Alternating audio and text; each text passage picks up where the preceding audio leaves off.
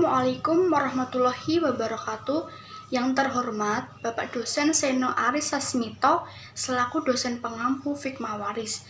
Di sini saya akan memperkenalkan diri terlebih dahulu. Nama saya Faradila Mailani Kristanto dengan nomor NIM 202111169, kelas HS3E, Prodi Hukum Ekonomi Syariah.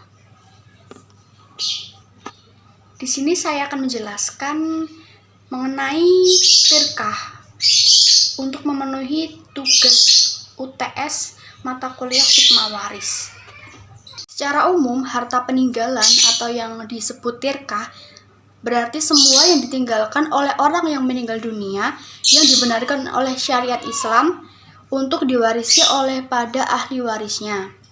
Dengan pengertian ini, maka peninggalan tersebut mencakup hal-hal seperti yang pertama, kebendaan dan sifat-sifat yang mempunyai nilai kebendaan. Misalnya, benda tak bergerak, rumah, tanah, ataupun kebun. Benda bergerak seperti kendaraan, piutang mawaris yang menjadi tanggungan orang lain, diyah mawijah atau denda wajib yang dibayarkan kepadanya oleh si pembunuh yang melakukan pembunuhan karena tidak sengaja. Uang pengganti kisos karena tindakan pembunuhan yang diampuni atau karena yang membunuh adalah ayahnya sendiri dan sebagainya. Kedua, hak-hak kebendaan, misalnya hak monopoli untuk mendayagunakan dan menarik hasil dari suatu jalan lalu lintas, sumber air minum, irigasi, dan lain-lain. Ketiga, hak-hak yang bukan kebendaan, misalnya hak qiyar, hak syuriah, hak memanfaatkan barang yang diwasiatkan, dan sebagainya. Yang keempat, benda-benda yang bersangkutan dengan orang lain. Misalnya, benda-benda yang sedang digadaikan oleh si mawaris, barang-barang yang dibeli oleh si muwaris ketika ia masih hidup yang harganya sudah dibayar tetapi barangnya belum diterima, dan sebagainya.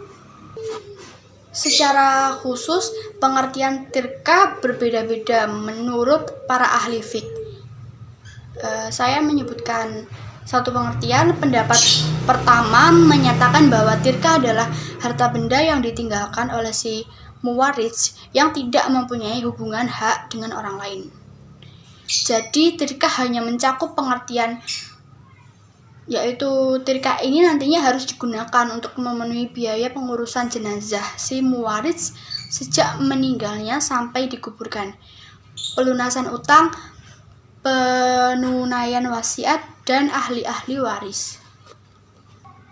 Menurut mazhab Maliki, Syafi'i, dan Hanbali, firqah mencakup semua yang ditinggalkan si mayit, baik berupa harta benda maupun hak-hak, dan hak-hak ini bisa hak-hak yang tidak dapat dibagi, misalnya hak menjadi wali nikah. Ke dalam kerumunan arti hak-hak. Hak-hak atas serta harta peninggalan ini harus ditunaikan dengan mengikuti urutan sebagai satu, pengurusan jenazah si mayit sejak meninggalnya sampai dikuburkan. Kedua, pelunasan utang si mayit. Ketiga, penunaian atau pelaksanaan wasiat si mayit. Dan keempat, hak ahli waris. Ini berarti bahwa pembagian harta warisan kepada para ahli waris dilaksanakan setelah diselesaikannya ketiga macam hak, yaitu pengurusan jenazah, pelunasan utang, dan pelaksanaan wasiat. Semua biaya untuk pengurusan jenazah didahulukan daripada pelunasan utang, pelaksanaan wasiat, dan pemberian kepada ahli waris karena pengurusan jenazah sejak meninggal sampai dikuburkan merupakan kebutuhan vital baginya sebagai ganti nafkah dahuriyah ketika ia masih hidup. Hal ini dapat dibuktikan dari hadis berikut.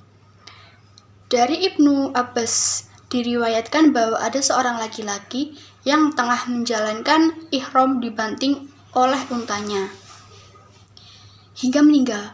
Kami ketika itu bersama-sama dengan Rasulullah SAW. Lalu Nabi memerintahkan, mandikan dengan air dan daun bidara. Jangan beri minyak wangi dan jangan tutup kepalanya, karena sesungguhnya dia akan dibangkitkan pada hari kiamat dalam keadaan mengucapkan talbiyah. Hadis riwayat Bukhari, Muslim, Abu Daud, Tirmizi, dan An-Nasai. Dalam hadis ini, Rasulullah SAW tidak meneliti dan menanyakan apakah si mayit memiliki utang atau tidak, tetapi beliau langsung memerintahkan agar mayit tersebut dimandikan dan dikafani. Beliau tidak memerinci setiap peristiwa jika peristiwa itu menduduki keumuman apa yang diucapkan. Dengan demikian, jelas bahwa biaya pengurusan jenazah si mayit harus didahulukan daripada pelunasan utang si mayit. Adapun pelunasan utang didahulukan daripada pelaksanaan wasiat. Berdasarkan hadis dari Ali bin Abi Thalib, diriwayatkan bahwa Rasulullah SAW bersabda, utang dilunasi sebelum melaksanakan wasiat, dan tidak ada wasiat bagi ahli waris. Hadis riwayat Ad-Daruqutni. Selanjutnya, wasiat didahulukan daripada pembagian harta kepada para ahli waris, karena seandainya pembagian warisan yang didahulukan atau dan tidak dibatasi jumlahnya, maka besar kemungkinan tidak ada lagi sisa harta yang harus diberikan kepada ahli waris. Demikianlah penjelasan yang dapat saya sampaikan mengenai tirkah. Apabila ada salah kata, saya mohon maaf. Sekian, wassalamualaikum warahmatullahi wabarakatuh.